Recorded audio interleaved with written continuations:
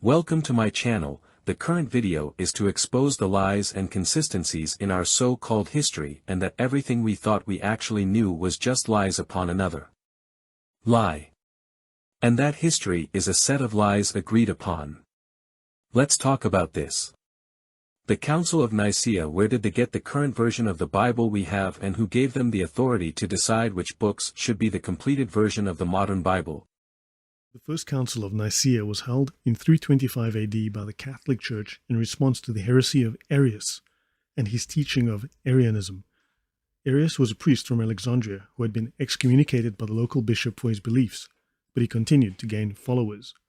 Emperor Constantine, who had recently become sole ruler of the Roman Empire, sought to restore religious and civil order and called for a council of bishops from all over the empire to meet in Nicaea. The council was attended by over 250 bishops, mostly Greek, and it was led by Hosias of Cordoba and included notable figures like Saint Alexander of Alexandria and Saint Athanasius. The council ultimately resulted in the creation of the Nicene Creed and the condemnation of Arianism as a heresy. Now let's talk about the different types of Bibles that was discovered over the years. If the Council of Nicaea compiled the Bible, then how come all the different versions of the Bibles came from different eras in time? Council of Nicaea was formed in 325 AD. Codex Sinaiticus is generally described as one of the great 4th century majuscule Bibles, and its construction is often assigned to a more precise date in the middle of the 4th century. This essay surveys the evidence for the date of production of the Codex and concludes that it could have been produced at any point from the early 4th century to the early 5th century. This time span may seem uncomfortably wide, but this particular range of dates makes Codex Sinaiticus an ideal candidate for AMS radiocarbon analysis. The shape of the radiocarbon calibration curve during this period means that a well-executed radiocarbon analysis of the Codex should have the potential to shed further light on the date the Codex was produced. Let's talk about the Vaticanus. This was found, as it sounds, in the Vatican. Was first recorded in the Vatican Library in the year 1475. There is no record of it prior thereto. Moreover, the first historical record of anyone consulting Vaticanus was when Erasmus inquired of it in the year 1521. In preparing his Greek New Testament, he wrote to the Vatican and received readings from Vaticanus, but those readings were so odd and bizarre that he rejected them. It omits most of Genesis. I mean, that's pretty bad, right? Genesis is a pretty important book. Without Genesis, we don't know how we got here. We don't know why there's a marriage between a man and a woman. We don't understand how languages got here. We don't understand how the world was destroyed by a flood, on and on and on. Missing the last 12 verses of Mark 16. Now, what's the last 12 verses of Mark 16 deal with?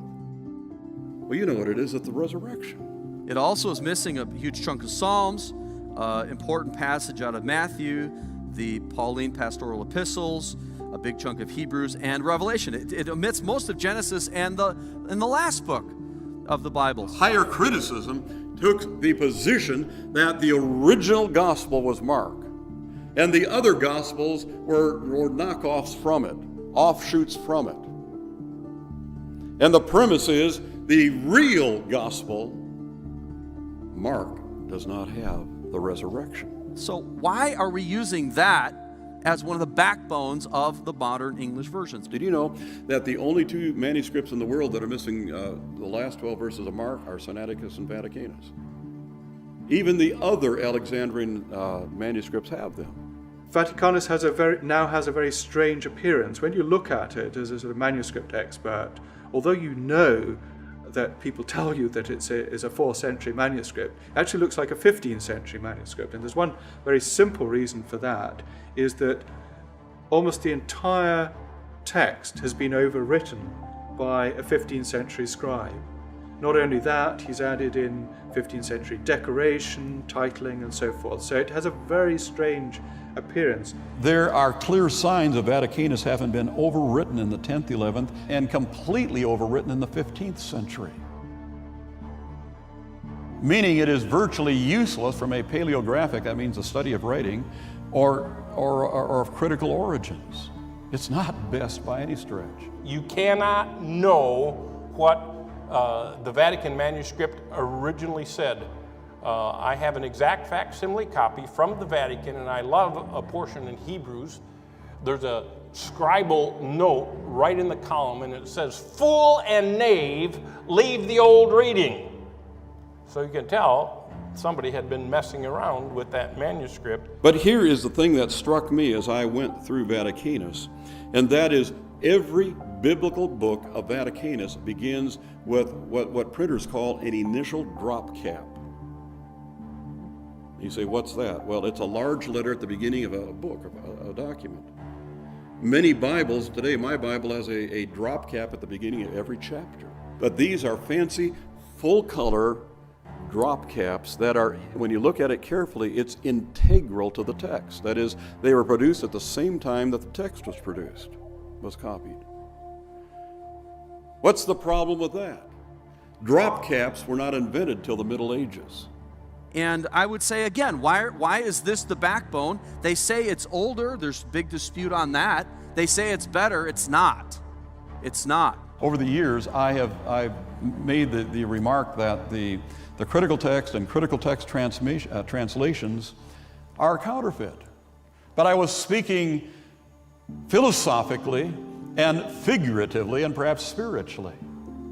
But the evidence mounting now is that they were counterfeits physically. Unlike the Byzantine text type, Codex Vaticanus and Codex Sinaiticus do not agree with each other. They disagree 3,000 times in the Gospels alone. Scholars believe that Vaticanus was overwritten letter by letter in the 10th or the 11th century. The accents and the breathing marks were added along with the corrections in the 8th, the 10th, as well as the 15th century. It was a constantly manipulated manuscript. It has places where people have added in the notes. So it looks kind of like a rough copy. It does not look like a final product, but rather it's a handwritten manuscript with annotations, with markings. You know, it'll just have a word just marked out and then a word just kind of barely scribbled up at the top of it. Missing portions were supplied in the 15th century by copying other Greek manuscripts. And this is what one person who studies manuscripts said. He said, all this activity makes precise paleographic analysis impossible. You can't really tell at all what the manuscript originally said. Nonetheless, Vaticanus and Sinaiticus have served as the impetus for the updating of the Bible through modern textual criticism, the process by which scholars search for older and supposedly more reliable manuscripts that have been buried for centuries. Codex Vaticanus, as evidenced by its name, was found unused and in the possession of the Vatican Library. Vaticanus was written on sheets of parchment in a 3-column format. It contains most of the New Testament, along with a Greek translation of the Old Testament. Codex Sinaiticus was discovered in a Catholic monastery in the Sinai Peninsula in Egypt. It was found in a wastebasket in May of 1844 by a German textual critic named Konstantin von Tischendorf. At the time, the manuscript was about to be disposed of in the fire. So this man, Konstantin Tischendorf, went to college and learned the critical text position and basically became a critical text proponent before he'd even found the Sinaitic Bible. Before he'd even really gone and had the receipt, had the evidence, had the proof, he already believed it. Okay? That's a little dangerous when people already believe something without any evidence and then they're going to go find the evidence. I mean, it seems like you might find whatever you want to find. He goes in 1844 to this Catholic monastery to try and find older manuscripts. What does the Bible really say? Let's really find what the New Testament is. And in this trip, he ends up stumbling across a monk who has a paper basket or wicker basket or some kind of a basket, and in it is old parchment. And he's like, what is this? And he's like, oh, we throw this in the fire. We put these pieces of paper in the fire for kindling. And he pulled it out and he looked at it and he's like, oh, this is like portions of the Bible. And so he wanted to rescue it from this basket, but he made such a big deal about it, the monks wouldn't even let him have it. So basically, he found what he thought was the Bible in this trash can, more or less, yet they wouldn't let him have it, so he left. Whenever they would make a transcription of the Bible and it had errors or they made a mistake, they would burn it. But here's the thing, because paper's expensive and starting fires is expensive, they wouldn't necessarily just burn it right away because they don't have unlimited fuel. So they put it in a wastebasket as the next, paper that's going to be burned the next time they need to burn something or the next time they need to start a fire. So then some loser ends up digging it out of the trash that's already been deemed trash and then suggests that's the Bible. 15 years later, Tischendorf received authorization from the monastery to take the manuscript to Russia, where he would publish a printed facsimile. He comes back in 1853, so several years later he comes back, doesn't find any discoveries, doesn't find that document. Then later he returns a third time in 1859. Now you have to understand is he's being paid for by a bunch of governments, and at this time he's being sponsored by Russia even, to find the Bible, right? To find these manuscripts. And he keeps failing and failing and failing. Well, this is like his last trip that he's being sponsored on, and the last day of his trip, he finally finds the Sinaitic Bible. What a convenient timeline, right? Some clerk or steward came to him and said, hey, I have someone to show you. He goes up into a closet, finds a big collection of manuscripts or parchment, and it's in a red cloth. He pulls it out and shows it to him. And Konstantin Tischendorf wrote about this. Tischendorf said the following about what he discovered when he returned to the monastery again. Quote, I unrolled the cover and discovered, to my great surprise, not only those very fragments which 15 years before I had taken out of the basket, but also other parts of the Old Testament, the New Testament complete, and in addition, the Epistle of Barnabas and a part of the Pastor of Hermas. The evidence for the majority text, received text, is absolutely overwhelming, even before we start hearing from these people in Greece that there are thousands more manuscripts than what we knew about. Additionally, the writings of Tischendorf further corroborated that the manuscripts, the Sinaitic text and the supposed Epistle of Barnabas, were trash, and that they were going to be burned in the fire. He said, quote, while so much has been lost in the course of centuries by the tooth of time and the carelessness of ignorant monks, an invisible eye had watched over this treasure, and when it was on the point of perishing in the fire, the Lord had decreed its deliverance. In the Sinaitic Bible, the entire of this Epistle of Barnabas had been found in the original Greek.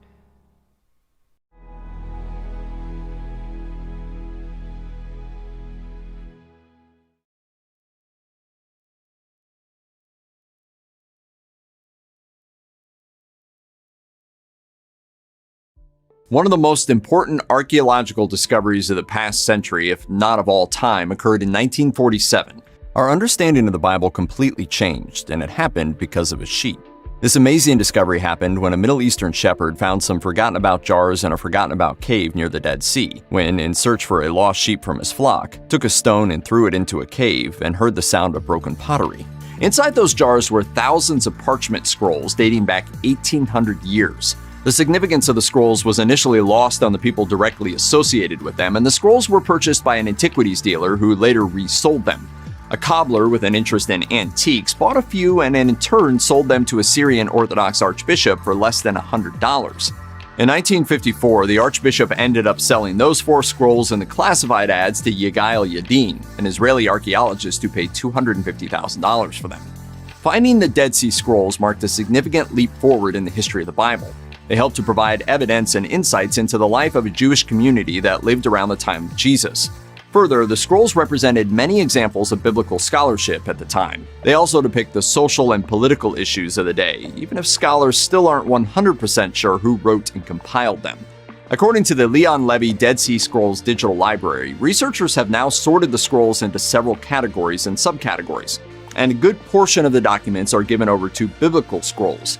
We use the word biblical here cautiously because the Bible as a concept didn't exist at the time. The books were just an unofficial collection of documents that were important to the community. Nevertheless, copies of all the Old Testament books, save for the Book of Esther, were found among the Dead Sea Scrolls. These are the oldest known copies in existence, providing a treasure trove for historians and scripture scholars alike. In addition to the biblical scrolls in their original languages are translations into other languages the community would have spoken, such as Aramaic and Greek. Outside of the biblical content, the scrolls contain such things as calendars and commentaries on the scriptures. Copies of books not considered canonical, embellishment of biblical narratives, poetry, and various legal and historical documents related to the community were also included. There were even 15 military letters among the scrolls. The scrolls probably belonged to a Jewish philosophical sect known as the Essenes, a group known for its commitment to sanctity. And the collection of scrolls also contains treasure maps, purportedly guiding the user to hidden caches of gold and silver. So far, none of those treasures have been found. Another fascinating point of interest in the Dead Sea Scrolls was that there were different versions of some of the books in the Old Testament. According to Daniel Falk, professor of classic and ancient Mediterranean studies at Penn State, the books of Exodus, Samuel, Jeremiah, Psalms, and Daniel all had alternate versions. Old Testament scripture varied because it was manually copied and interpreted by different scribes. Even though some view biblical text as hard and fast, through the Dead Sea Scrolls we can see the process by which the ancient stories were recorded and preserved. The scrolls also included previously unknown Jewish religious writings in which the Essenes shared their viewpoints and talked about their disagreements with other Jewish sects. However, according to Falk, there is no mention of Jesus in the scrolls. Rather, it's an insight into the world in which Jesus lived. Professor Falk wrote for the website To The Conversation, both the Essenes and the early Christians believed they were living at the time foretold by prophets when God would establish a kingdom of peace, and that their teacher revealed the true meaning of Scripture. Most importantly, the scrolls help explain why Jesus' teachings and message attracted disciples. It's clear that people were expecting a Messiah. Now let's talk about another Bible that was discovered, the so-called Dead Sea Scrolls. Already there is consistencies in the stories about how they found or discovered these manuscripts and scrolls. The Dead Sea Scrolls, also called the Qumran Cave Scrolls, are a set of ancient Jewish manuscripts from the Second Temple period. They were discovered over a period of 10 years, between 1946 and 1956, at the Qumran Caves near Ein Feshka in the West Bank, on the northern shore of the Dead Sea. Who would forge ancient pieces of the Bible? Well, apparently someone did, and they did a pretty good job, because collectors bought the forgeries and made the fake Dead Sea Scrolls the centerpiece of a Washington, D.C. museum. Chip Reed shows us how the scientists exposed the hoax. Fragments that were purportedly part of the 2,000-year-old Dead Sea Scrolls have been on display at Washington's Museum of the Bible since it opened last year. But now, technical analysis has shown at least 5 of the museum's 16 fragments, including these 2, are likely forgeries. Museum Chief Curator Jeffrey Kloa. The questions that have come up have been sufficient enough that we're not confident in displaying them as authentic artifacts. The fragments in question were purchased between 2009 and 2014 by the Green family, the evangelical owners of the Hobby Lobby chain of craft stores, and the museum's largest donor. The tiny fragments were the museum's centerpiece collection, but there were concerns about their authenticity even before the museum opened. We certainly had lots of questions, but we decided that this was an opportunity to help educate the public about different research methods. The fragments went through multiple rounds of testing, first in 2016 by a team that concluded the markings were likely not 2,000 years old. Researcher Kip Davis. The forgeries that I'm dealing with are ancient pieces of leather or parchments that have been written on in modern times. Further technical analysis by a German company that used X-ray scanning along with ink and sediment analysis confirmed that the fragments are apparently forgeries. The Dead Sea Scrolls are believed to represent the earliest surviving pieces of the Old Testament and are worth millions to museums and to forgers. A number of these institutions all own their own Dead Sea Scroll fragments and have paid an incredible amount of money. Some biblical scholars say that fake fragments are being marketed to American evangelical Christians. As for the rest of this museum's fragment collection, they say they will get them tested and the results will be released. Chip Reed, CBS News, at the Museum of the Bible in Washington. Codex Sinaiticus, the earliest known manuscript of the Christian Bible, compiled in the 4th century CE. In 1844, 43 leaves of a 4th century biblical codex, a collection of single pages bound together along one side, were discovered at St. Catherine's Monastery at the foot of Mount Sinai, hence the name Sinaiticus. The German biblical scholar Konstantin von Tischendorf, 1815–74, found several hundred additional leaves, constituting the majority of the present manuscript, at the monastery in 1859. Tischendorf persuaded the monks to give the precious manuscript to Tsar Alexander II of Russia in exchange for needed protection of their abbey. Tischendorf subsequently published the Codex Sinaiticus at Leipzig and then presented it to the Tsar. The manuscript remained in the Russian National Library until 1933, when the Soviet government sold it to the British Museum for £100,000. Additional fragments of the manuscript were subsequently discovered at St. Catherine's. In July 2009, the reunified Codex Sinaiticus was digitized and placed online. Codex Sinaiticus consists mostly of the text of the Septuagint, the Greek-language Bible. Some 800 of the original 1,400 handwritten vellum pages remain. Though about half of the Hebrew Bible is missing, a complete 4th century New Testament is preserved, along with the letter of Barnabas, c. mid-2nd century, and most of the Shepherd of Hermas, a 2nd century Christian writer. There were probably 4 scribes who contributed to the original text. Later corrections representing attempts to alter the text to a different standard probably were made about the 6th or 7th century at Caesarea. Codex Sinaiticus, Dead Sea Scrolls. Already there is something wrong with the narrative of these discoveries and how these ancient manuscripts and scrolls were found. Another Bible that was so-called discovered, the Ethiopian Bible, written in Guizi, an ancient dead language of Ethiopia. It's nearly 800 years older than the King James Version and contains 81 to 88 books compared to 66. It includes the Book of Enoch, Esdras, Baruch, and all 3 books of Maccabee, and a host of others that was excommunicated from the KJV. You may have heard about the Ethiopian servant who got baptized. The story is well known to most believers and is mentioned in Acts chapter 8 verses 29 to 39. Many believe that it's here that the beginning of Christianity took place in Ethiopia, but it's actually not. There's something much more shocking going on here, and you might want to stick around until the end of this video because we'll be revealing exactly what it is. The Ethiopian Bible is not like any other Bible. It's very long to read and is complicated to understand. It's been here since ancient times and it takes lots of patience to truly understand it.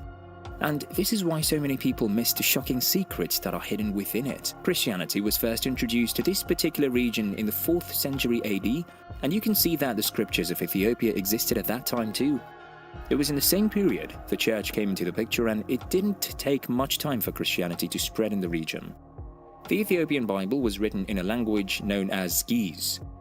What you see right here is the ancient Ge'ez language. Are you able to read it? Probably not. But that's fine because I'm going to break down the entire history and story for you.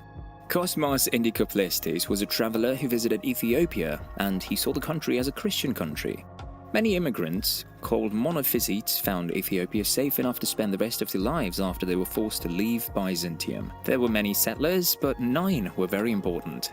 They started translating literature known as liturgical literature and even found monasteries.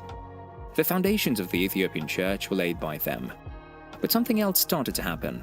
Over time, Christianity evolved in Ethiopia.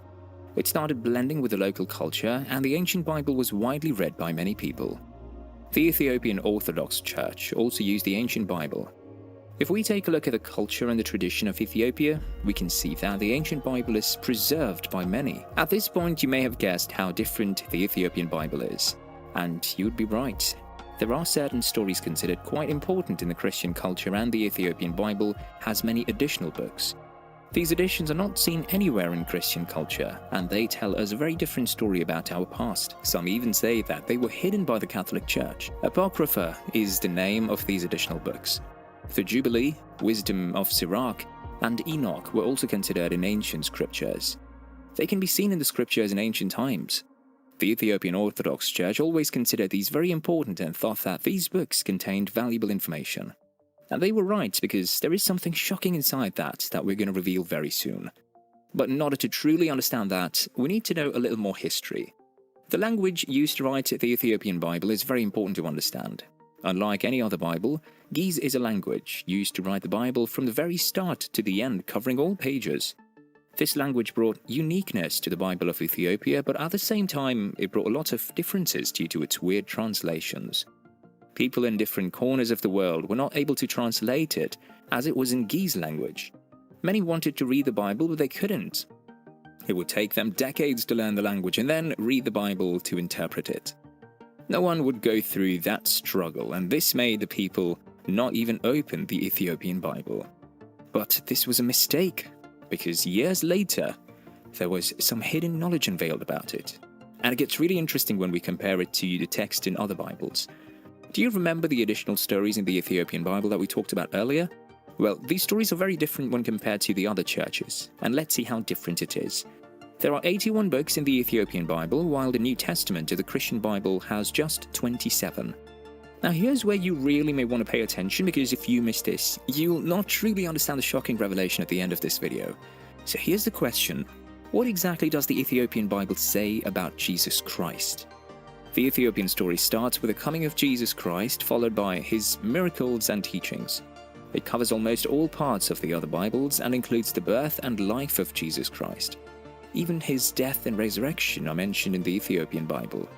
Jesus is known as the incarnate Word of God. This is truly believed by the Ethiopian church, and they think this belief is the right one.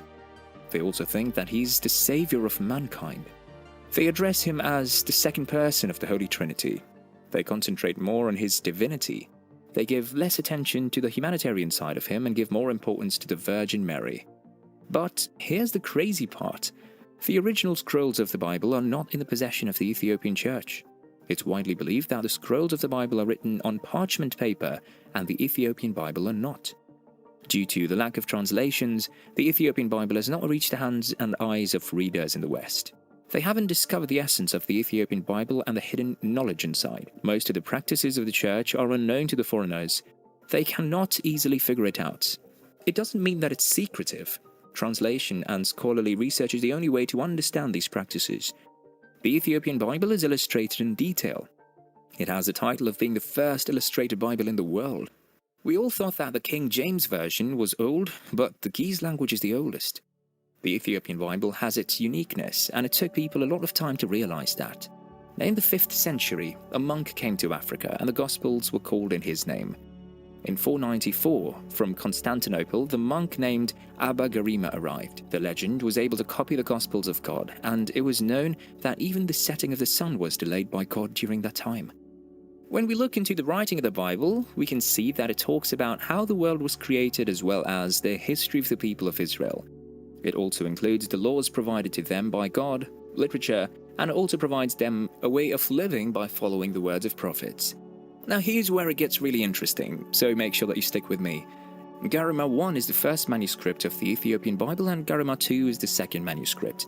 Garima 2 was probably written earlier and named after Saint Abba Garima. There are illustrated canonical tables in the first manuscript, and it contains 348 pages. Both the manuscripts are in the Ge'ez language. The next Garima has less number of preserved pages when compared to the first Garima. It has 332 pages. The manuscript has portraits of evangelists, and it also has around 17 illustrated pages. There are portraits of Luke and Matthew. Portraits of John are also in there. There is a page which shows the fountain of life. Solomon's temple is beautifully illustrated in this page, and it differentiates the Ethiopian Bible from other Bibles. The majority of people believe that all of these writings and illustrations took place in Ethiopia, but there are a few who don't believe in that. They think in Ethiopia they might have collected parts of the manuscript from Syria or Egypt and compiled it in Ethiopia. When we compare Garima 1 with Garima 2, we can see the difference in the texts. We can also understand that both manuscripts see a lot derived from each other. The cover of the manuscript has holes which may have had jewels in the past, but at present they are empty. The church of the monastery was destroyed through a fire and Italian invasion. Ethiopia is full of mysteries which we need to discover one by one. One has got to go on an adventurous journey to the monastery. The Garima Gospels survived the time as they were preserved in darkness. The colors look fresh and polished with no dirt on them. One by one, people will discover the truth about the Ethiopian Bible, when all its text is translated into several languages. Here is another version of the Bible, another Bible that was discovered or translated. The Geneva Bible is one of the most historically significant translations of the Bible into English, preceding the King James Version by 51 years. 1. It was the primary Bible of 16th-century English Protestantism and was used by William Shakespeare. The Geneva Bible followed the Great Bible of 1539, the first authorized Bible in English, which was the authorized Bible of the Church of England. During the reign of Queen Mary I of England, 1553 to 1558, because Mary I was Catholic, a number of Protestant scholars fled from England to Geneva, Switzerland, which was then ruled as a republic in which John Calvin and, later, Theodore Beza, provided the primary spiritual and theological leadership. Among these scholars was William Whittingham, who supervised the translation now known as the Geneva Bible, in collaboration with Miles Coverdale, Christopher Goodman, Anthony Gilby, Thomas Sampson, and William Cole. Several of this group later became prominent figures in the vestments controversy. Whittingham was directly responsible for the New Testament, which was complete and published in 1557-6, while Gilby oversaw the Old Testament. The Great Bible of 1539 was the first authorized edition of the Bible in English, authorized by King Henry VIII of England to be read aloud in the church services of the Church of England. The Great Bible was prepared by Miles Coverdale, working under commission of Thomas Cromwell, secretary to Henry VIII and Vicar General. In 1538, Cromwell directed the clergy to provide one book of the Bible of the largest volume in English, and the same set up in some convenient place within the said church that ye have care of, whereas your parishioners may most commodiously resort to the same and read it. The Great Bible includes much from the Tyndale Bible, with the objectionable features revised. As the Tyndale Bible was incomplete, Coverdale translated the remaining books of the Old Testament and Apocrypha from the Latin Vulgate and German translations, rather than working from the original Greek, Hebrew and Aramaic texts. Although called the Great Bible because of its large size, it is known by several other names as well: the King's Bible, because the King Henry VIII of England authorized and permitted it; the Cromwell Bible, since Thomas Cromwell directed its publication; Whitchurch's Bible after its first English printer; the Chained Bible, since it was chained to prevent removal from the church. It has less accurately been termed Cranmer's Bible, since although Thomas Cranmer was not responsible for the translation, a preface by him appeared in the second edition. The King James Version, KJV, also the King James Bible, KJB, and the Authorized Version, AV, is an early modern English translation of the Christian Bible for the Church of England, which was commissioned in 1604 and published in 1611, by sponsorship of King James VI and I.D.E. The 80 books of the King James Version include 39 books of the Old Testament, 14 books of Apocrypha, and the 27 books of the New Testament. Noted for its majesty of style, the King James Version has been described as one of the most important books in English culture and a driving force in the shaping of the English-speaking world. 3.4. The King James Version remains the preferred translation of many Christian fundamentalists and religious movements, and it is also considered to be one of the important literary accomplishments of early modern England. Back in 1603, Queen Elizabeth I passed away. She had ruled England for 45 years, was well loved, and provided a sense of stability and security during her reign. Described as neither a good Protestant nor yet resolute papist, she was able to provide a relatively happy medium between the two warring sects. Having no children of her own, though, the throne was open to King James VI of Scotland, who became King James I of England upon her death. England had been at war with Scotland on and off over the years. James's own mother Mary had been beheaded by Elizabeth. Still, many people saw the rise of a new king as being the opportunity for religious reform that they had been waiting for. On his journey south to his English coronation, King James he was stopped by a delegation of Puritans who presented him with a list of grievances and their proposed reforms. It was signed by over 1,000 clergymen, which was 10% of England's clergy at the time, and was subsequently called the Millenary Petition. They addressed things such as banning the use of wedding rings and wearing a cross, but didn't mention anything about a new Bible translation. The new King James called for a meeting at Hampton Court Palace to address the concerns in the Millenary Petition, which took place in early 1604. The Puritans weren't allowed to attend the first day of the conference, and James largely disregarded most of their requests. In fact, James was happy with the setup of the English Church, having been extremely frustrated with the Scottish Presbyterian model. Eventually, Dr. John Reynolds, the lead Puritan voice at the conference, brought up the idea of a Bible translation because those which were allowed in the reign of King Henry VIII and King Edward VI were corrupt and not answerable to the truth of the original. James, who hated the popular Geneva Bible for its anti-royalty message, agreed that a new translation would be for the best. And despite the other outcomes of the conference, the Puritans, they were happy because they believed they would have a say in the new translation, perhaps enabling them to bring about some of the reforms that they wished for. The translation of the Bible, it didn't begin until 1607. 54 Bible experts, only 48 were recorded as some died before the translation was finished, they all gathered together at Oxford, Westminster, and Cambridge to discuss the translation. They came from all levels of religion and had different ideas about the reform that they wanted to see. They had to follow 15 rules for translation, including making no notes in the margins of the Bible and keeping the language accessible to the common people, many of whom were wholly illiterate at the time. The translators were broken into subcommittees, each translator independently translating the same section of the Bible, which he then brought back to the subcommittee. All of the translations were compared, and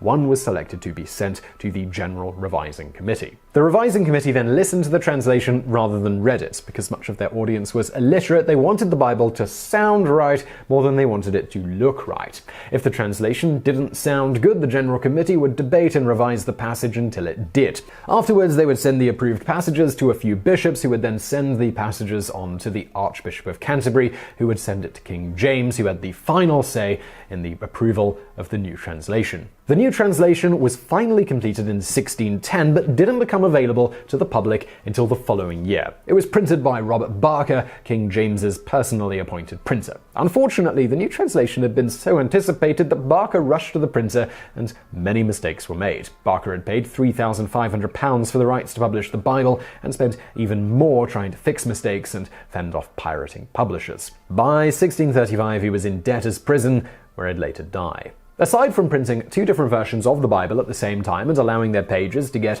bound up together rather than separately, major typos were also discovered in the 1631 printing, which later became known as the Wicked Bible. Among other discrepancies, God's greatness was misprinted as God's great ass, and the word not was left out of the commandment, thou shalt not commit adultery. Because of this, it isn't exactly a mystery as to why the King James Version was not very popular from the very beginning. Over time, the King James Bible underwent a number of revisions from the original translation. Typos were corrected, new chapter summaries were included, and marginal references were added and verified for accuracy. The revisions opened the door to increasing the King James Version's popularity, and the rest, as they say, is history. What is a cartography, and why was it so important in the ancient times? The term cartography refers to the study of maps or the practice of making maps. This includes the research, exploration, and design process of drawing an accurate map. Cartography requires both scientific and artistic specialization in order to create an effective visual representation of an area.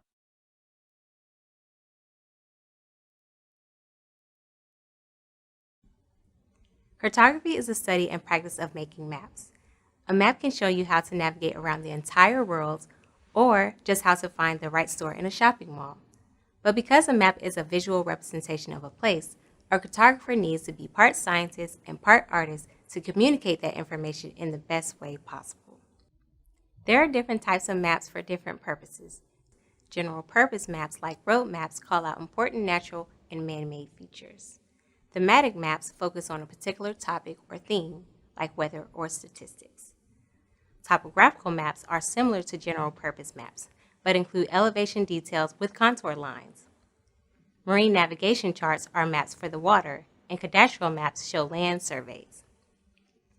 This cadastral plan was drawn by President George Washington. As a young man, George Washington worked as a surveyor in Virginia and created hundreds of maps throughout his life. So as a military commander, he understood the value of cartography and created the Office of Geographer to the Continental Army to aid in the fight for independence. The work of map making to support the military is now carried on by the National Geospatial Intelligence Agency. In addition, NGA creates aeronautical charts, maritime publications, and many other products for government and commercial use. This means you can use an NGA map whether you're traveling by plane, train, boat, or even sled dog. You see, NGA recently finished a multi-agency and academic partner project to create high-quality maps of Arctic topography. The remote location and inhospitable environment make it a challenge to create maps of the Arctic. But by collecting thousands of satellite images and aerial videos, the team generated 3D digital elevation models of Arctic landmass at a resolution much more accurate than anything that previously existed.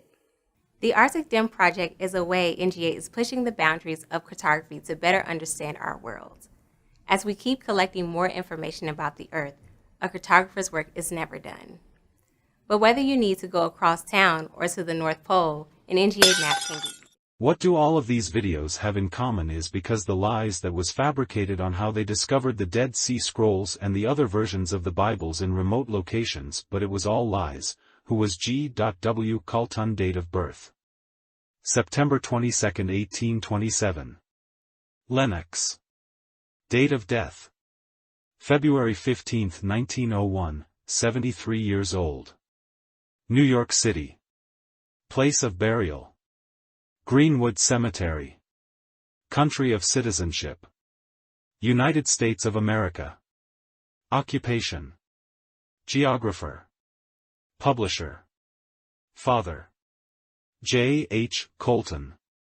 Sibling: Charles B. Colton. George Woolworth Colton, 1827–1901, son of Joseph Hutchins Colton, 1800–1893, was one of American cartographers in the mid-19th century.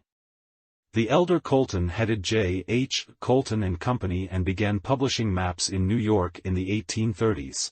This is a map of South Africa and Namibia by the Cartography.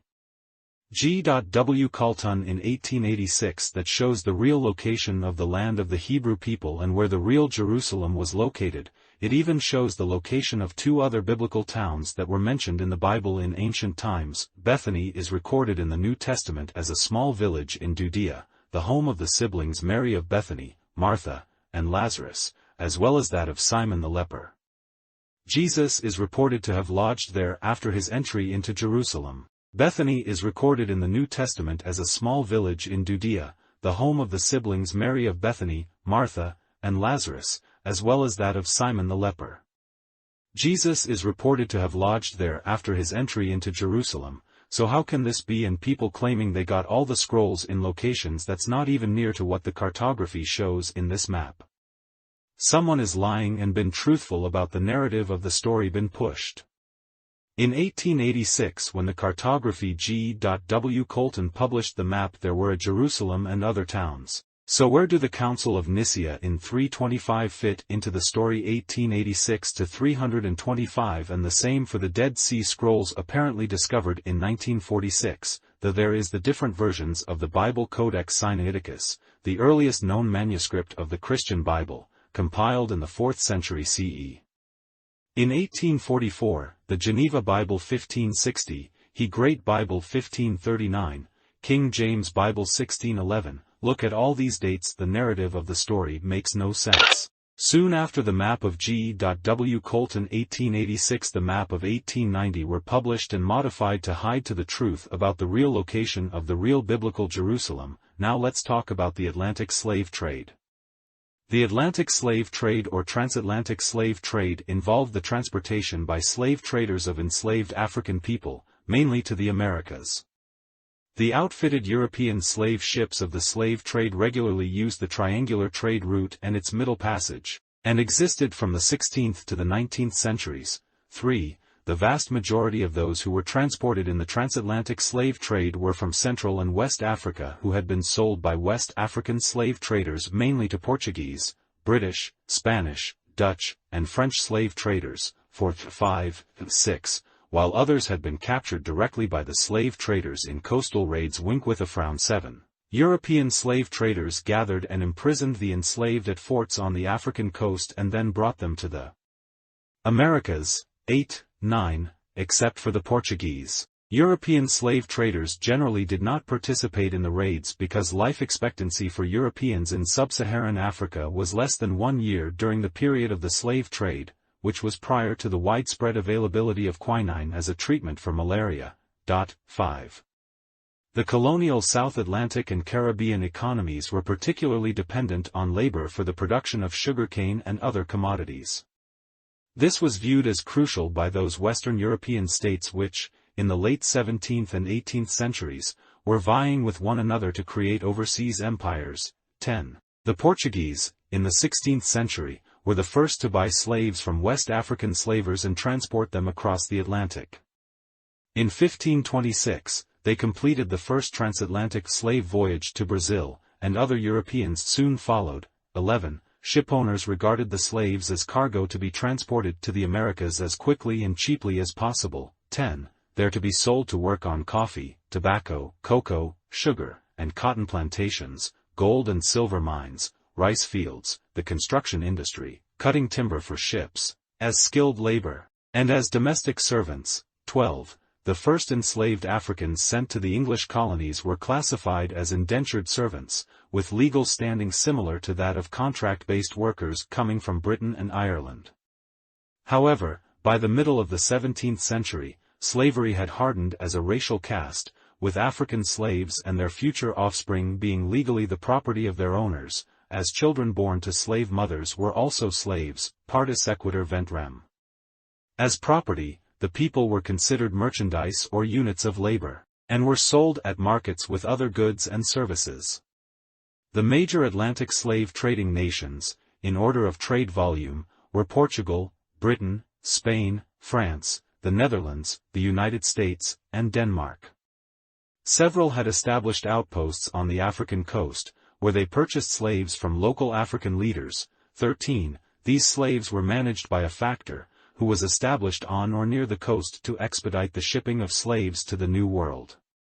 Slaves were imprisoned in a factory while awaiting shipment. Current estimates are that about 12 million to 12.8 million Africans were shipped across the Atlantic over a span of 400 years. 14, 15, 194. The number purchased by the traders was considerably higher, as the passage had a high death rate with approximately 1.2 to 2.4 million dying during the voyage and millions more in seasoning camps in the Caribbean after arrival in the New World.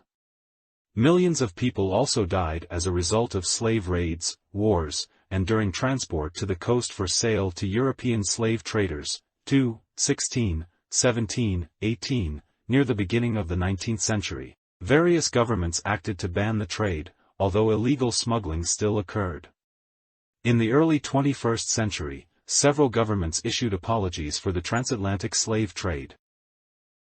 History shows that the Catholic Church did not oppose the institution of slavery until the practice had already become infamous in most parts of the world. In most cases, the Church and Church leaders did not condemn slavery until the 17th century.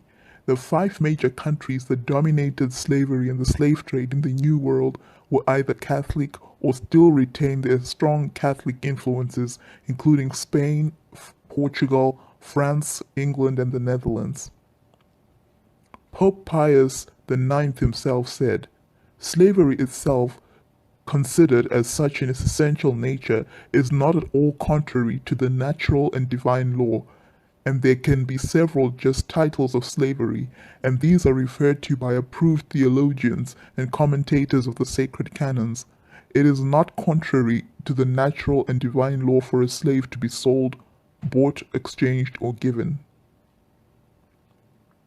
The actions of the Catholic Church towards slavery proved to be insincere. History shows that the first extensive shipment of black Africans that would later become known as the transatlantic slave trade was initiated at the request of Bishop Las Casas and authorized by Charles V in 1517. Before New World discovery, Spain and Portugal had gone to the Pope over a dispute about lines of demarcation And the Pope had said to both Spain and Portugal, you are both authorized to reduce to servitude all infidel people. In other words, if a person is not a Christian, you are authorized to enslave the person. But in the politics of the papetry, the Portuguese always got the best of the deal. They were better Catholic politicians. And the Pope eventually, when the discovery was that Spain was grabbing more of the world than Portugal, there was a Treaty of Tordesillas. Pope had said, you take the East and you take the West, and you two good Catholic nations stop fighting among yourselves. And this was really as a result of Christopher Columbus grabbing. Christopher Columbus wasn't supposed to come to the New World. That was a violation of an agreement. But the Treaty of Tordesillas gave Portugal a big country called Brazil. Portugal, being so small, didn't have the money and the manpower to manage a country. And Portugal got lost in Brazil and dissipated so much energy in Brazil that colonial-wise, it couldn't move much further. Because, see, Portugal was already in West Africa.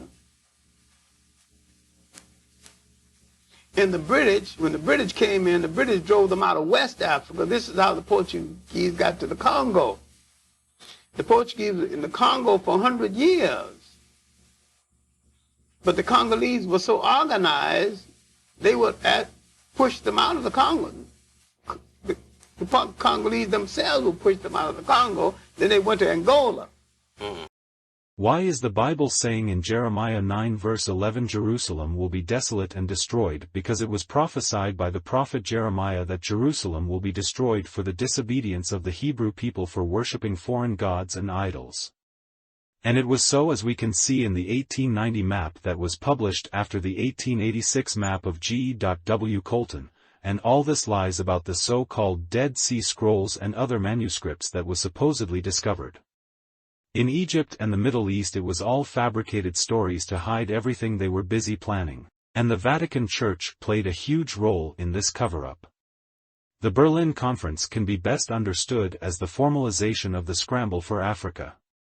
This British coined the term sometime in 1884, and it has since been used to describe the 20-plus years when the various European powers explored, divided, conquered, and began to exploit virtually the entire African continent. European powers were slow to realize the benefits of claiming land in Africa and had mainly kept to coastal colonies. However, in 1884-5 the scramble for Africa had truly began in earnest when 13 European countries and the United States met in Berlin to agree to the rules dividing Africa. The outcome of the conference was the General Act of the Berlin Conference. Prior to the conference, European diplomacy treated African indigenous people in the same manner as they treated New World natives, forming trade relations with tribal chiefs. This can be seen in examples such as the Portuguese trading with the Kingdom of the Congo. With the exception of the trading posts along the coasts, the continent was essentially ignored. This changed as a result of King Leopold of Belgium's desire for personal glory and riches, and by the mid-19th century, Africa was considered ripe for exploration, trade, and settlement. The Berlin Conference formalized the scramble for Africa. The scramble, a term coined by the British around 1884, was a period of time in the late 19th and early 20th centuries where several European powers explored, divided, and conquered the continent of Africa.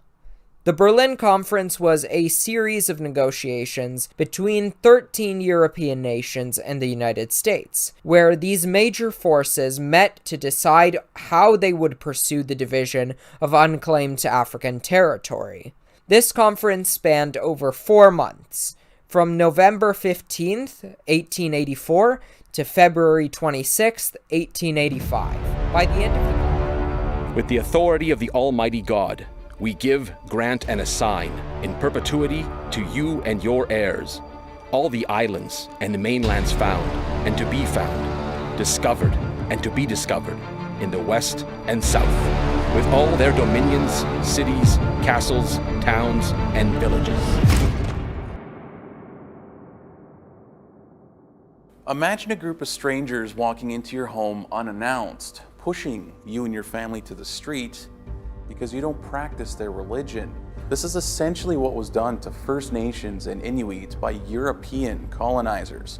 They did this under what is called the Doctrine of Discovery, which came from a series of authorizations called Papal Bulls, written in 1493.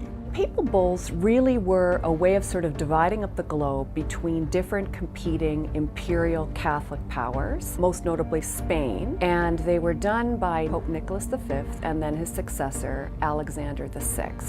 And the basic idea of the papal bulls were that these imperial powers had a religious responsibility to win these new lands and territories for the Catholic Church, and the kind of sweetener for them was that any lands or territories that were held by non-Christians were available for them to claim. So it effectively dispossessed indigenous people who at that time were not Christian.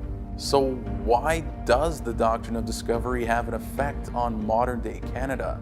Well, it actually starts down south with a legal case in the United States over, well, you guessed it, indigenous land. This dispute ended up in the Supreme Court of the United States with a guy by the name of Marshall, who was the Chief Justice of the Supreme Court at the time. The case was called Johnson and McIntosh, and in 1823, the court was deciding who owns a parcel of indigenous land down in Illinois.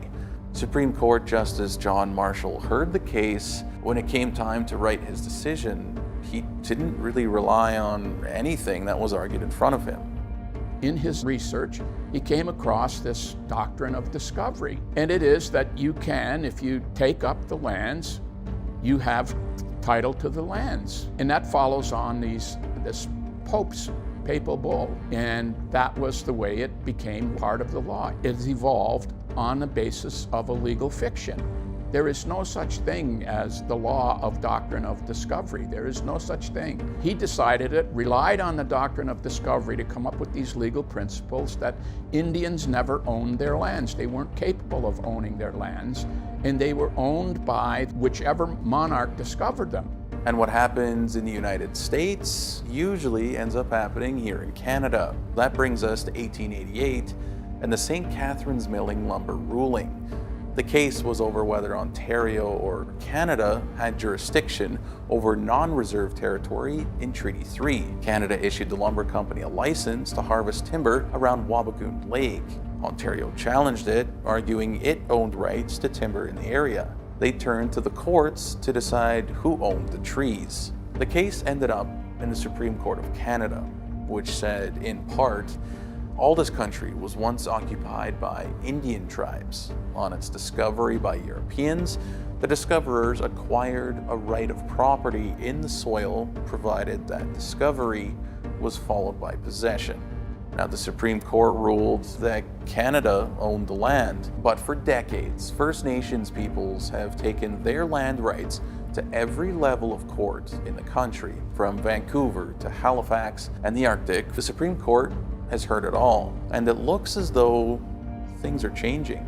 In modern times, we still have Aboriginal title. It's that right to occupy and use the land. We can't sell it to anybody. We have to get the consent of the Crown or the Canadian government. That's how our law has evolved. It's been on the fictional basis that the discovery gave the discoverer absolute title to our lands, and the Indians were left with nothing but right to occupy and use the land. It has value now because that use and occupation comes with a duty to consult, and that's a constitutional right for Indigenous people. In other words, if you want a corporation to use your land, you have to deal with the Aboriginal title. Before, that just never happened. So if the Doctrine of Discovery is legal fiction, Why doesn't the Vatican rescind it? The problem is there's no mechanism for doing that. And my own personal theory about this is it has something to do with another 19th century doctrine, papal infallibility. If you want to project this image of an eternal, unchanging monolith, if you have these papal bulls and you rescind them, how is that going to affect your idea about papal infallibility? It's really going to call it into question. So I think probably what Pope Francis would prefer to do is what he did with residential schools, to say this was an error, but not necessarily rescind it, because there isn't a way to do that. The Truth and Reconciliation Commission's calls to action call on every level of government and religious group to reject the doctrine of discovery. Land back is a common theme across the country now, as First Nations peoples call for the government to give back what is rightfully ours. Whether the government will actually honor the calls for land back, well, that's another story. The federal government passed the United Nations Declaration on the Rights of Indigenous Peoples law in Canada. It describes the doctrine of discovery as racist, scientifically false, legally invalid, morally condemnable, and socially unjust. So, will there be a day when Canada says enough is enough? Well, there seem now to be cracks forming in Canada over support of the doctrine of discovery in court. In a January 2022 ruling, Justice Nigel Kent of the Supreme Court of British Columbia essentially said that Canada's takeover is simply a colonial power grab. But former Justice Laforme believes it will never truly go away. There'll be something else to take its place, because you can imagine the disruption and everything that it's going to cause. Maybe you have to go back and reassess the compensation or something like that for all of Canada to Indigenous people, and I just don't see that happening.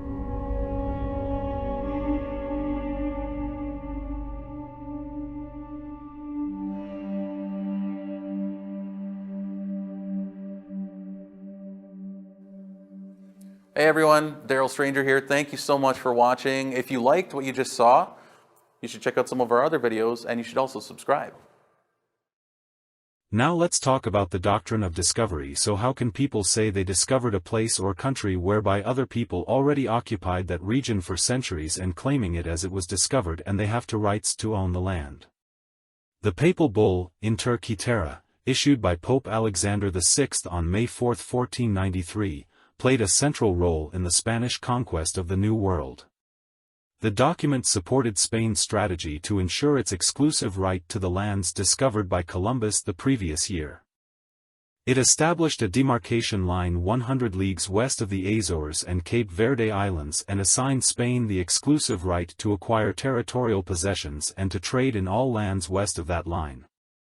All others were forbidden to approach the lands west of the line without special license from the rulers of Spain. This effectively gave Spain a monopoly on the lands in the New World. The bull stated that any land not inhabited by Christians was available to be discovered, claimed, and exploited by Christian rulers, and declared that the Catholic faith and the Christian religion be exalted and be everywhere increased and spread, that the health of souls be cared for, and that barbarous nations be overthrown and brought to the faith itself.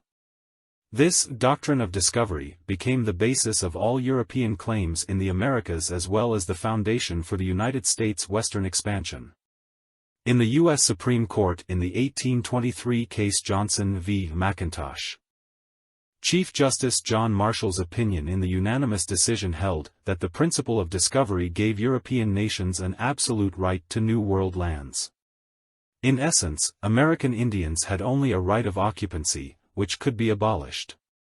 The bull Inter Caetera made headlines again throughout the 1990s and in 2000, when many Catholics petitioned Pope John Paul II to formally revoke it and recognize the human rights of indigenous, non-Christian peoples. No, let's get back to the real issue at hand about the scheme and clever planning that was done to destroy the real location of Jerusalem, and why all this was done intentionally. 1886 C.W. Colton Cartography, the map of South Africa showing the real location of the biblical Israel. Then in 1884 here starts the Berlin Conference, the scramble for Africa. After the looting and plundering of Africa, here starts the genocide of the real biblical Hebrew people in the same region where the real location of Jerusalem was located by the German colonizers and occupiers in 1904.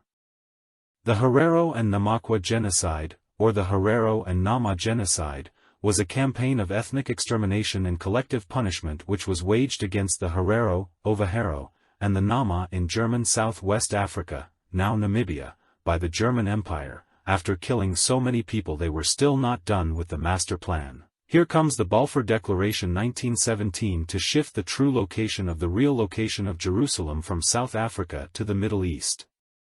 The Balfour Report was accepted in full by the 1926 Imperial Conference and thus filled its purpose of laying down the fundamental principles guiding the relations between the countries of the British Commonwealth, and of each to foreign countries. In 1948 here comes the State of Israel, Creation of Israel, 1948. On May 14, 1948, David Ben-Gurion, the head of the Jewish Agency, proclaimed the establishment of the State of Israel. U.S. President Harry S. Truman recognized the new nation on the same day. While they busy forming the fake Holy Land in the same region where the real Holy Land is located in South Africa, in 1948 apartheid started. The apartheid, 1948 to 1994, in South Africa was the racial segregation under the all-white government of South Africa, which dictated that non-white South Africans, majority of the population, were required to live in separate areas from whites and use separate public facilities, and contact between the two groups. This Europeans knew exactly what they were doing. A master plan is a clever plan that is intended to help someone succeed in a very difficult or important task. Everything was stolen from South Africa to form the fake Israel in the Middle East. Everything was clever planning over the years. Look at Google Maps here. It shows the real location of Jerusalem and where the Messiah was born and traveled while he was on earth, and what this agents of the devil did was to hide locations, changed the names of characters in the Bible to accommodate the Europeans because all the names in the Bible are of British descent. They tried to fake everything as much as possible, but they could not. Bethlehem, Nazareth, Capernaum, Beersheba, Bethany are all in the same region. How can this be?